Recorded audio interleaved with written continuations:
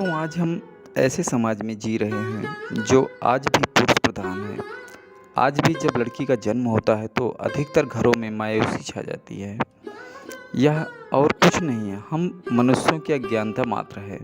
परंतु आप सबको जानकर हैरानी होगी कि लड़की का जन्म हर किसी के घर में नहीं होता है, बल्कि उसी के घर में होता है जो भाग्यशाली होते हैं, जो लोग बहुत सारे पुण्य कर्म अर्जित किए होते हैं। उसके घर में भगवान कन्या को भेजते हैं। आज हम आप सबको यही बताने की कोशिश कर रहे हैं कि ऐसे कौन से पुण्य कार्य हैं जिसकी वजह से किसी के घर में एक कन्या का जन्म होता है। वह कौन सा पुण्य कर्म है जिसकी वजह से कोई भी इंसान बेटी का बाप बनता है। एक बार की बात है, भगवान कृष्ण से अर्जुन जी पूछते हैं कि हे केशव, किन कर्मों के कारण किसी के घर पुत्री धन की प्राप्ति होती है, अर्थात कैसे घरों में बेटियों का जन्म होता है।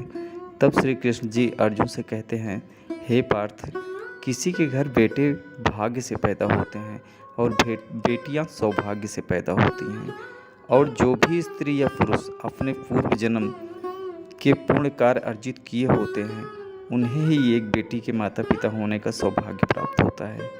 और बेटियों के जन्म के लिए भगवान उन्हीं घरों को चुनते हैं जो बेटियों को भार सहन कर सकें, क्योंकि तीनों लोकों में स्त्री अर्थात बेटियां ही ऐसी होती हैं जिसका भार हर कोई सहन नहीं कर सकता। वह बेटियां ही होती हैं जो इस सृष्टि को निरंतर चलायमान होने के लिए अपना सर्वस्व निछावर कर देती हैं। हे अर्जुन, जिस दिन इस सृष्टि में बेटियों का जन्म लेना रुक जाएगा उस दिन इस सृष्टि का भी अंत हो जाएगा। श्री कृष्ण जी इन बातों पर अगर गौर किया जाए तो उनका कथन बिल्कुल सत्य है, क्योंकि बेटियां अगर नहीं होगी तो किसी का भी वंश आगे नहीं बढ़ सकता। आप लोगों ने भी बहुत लोगों को कहते सुना होगा कि जिस घर में बेटी का जन्म होता है वह घर स्वर्ग के समान होता है, क्योंकि बेटा तो केवल एक कुल को रोशन करता है और बेटियां तो दो कुलों को रोशन करती हैं। माता पिता के घर में वो बेटी के रूप में और अपने उत्तरदायित्व का निर्वहन करती हैं, तो ससुराल जाकर एक बहू के रूप में सारे कर्तव्यों का पालन करती हैं।